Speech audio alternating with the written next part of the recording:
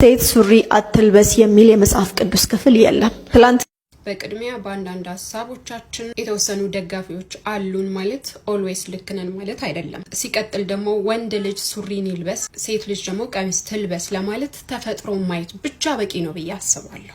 አያቶቻችን ቅድመ አያቶቻችን ለብሶ ያደጉት ሱሪ ኢየሱስ በምድር ሳለ ቀሚስ ነበር የሚለብሰው ላልሹ ደግሞ ከፊልሙ ያየሹን ነው እዚህ ጋር እየተረክሽ ያለሽው። ሴት ልጅ ራሷን ትሸፍን ብሎ መጽሐፍ ቅዱስ ሲናገር የሰውነቷ አካል ክፍሎች ጎልቶ እንዳይታዩ ጭምር ነው። ሱሪ ደግሞ ኦፍ ኮርስ የሰውነታችን አካል እያንዳንዱን ነገር አጉልቶ ያሳያል። ያ ማለት ኦፍ ኮርስ ወንዶችን ለዝሙት አነሳሳን ማለት ነው። አጭር ቀሚስም ለበሽ ሱሪም ለበሽ የእግርሽ ክፍተት እስከታየ ድረስ እስካሁን ራስሽን አልሸፈንሽም። ተፈጥሮ መረዳት እንችላለን ያልኩበት መንገድ የሴት ልጅ ሞገስ ጎልቶ የሚታየው ቀሚስ ስትለብስ ነው። እስከማውቀው ድረስ ደግሞ የትኛውም የሃይማኖት ተቋም ይሄንን አይፈቅድም።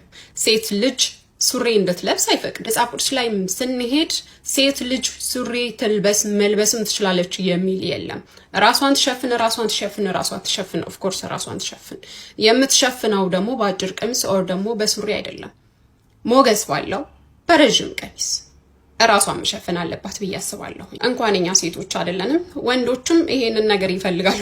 ወንዶ ገነት ላይ የተፈጠረውን ጥቃት እየደገፍኩ አይደለም፣ ግን ደግሞ እውነት ሲሆን ምን ይሰማሻል ስለዚህ ነገር ብለሽ ብትጠይቂ አግባብ በሆነ መንገድ ጥቃት ሳያደርሱ ሁሉም ሀገራት ላይ ሴት ልጅ ቀሚስ መልበስ አለባት ብሎ ሕግ ቢያወጡ ደስተኛ ነኝ። ፈጣሪዋን የምትፈራ ሴት፣ ሃይማኖቷን የምታከብር ሴት ራሷን በቀሚስ ትሸፍናለች።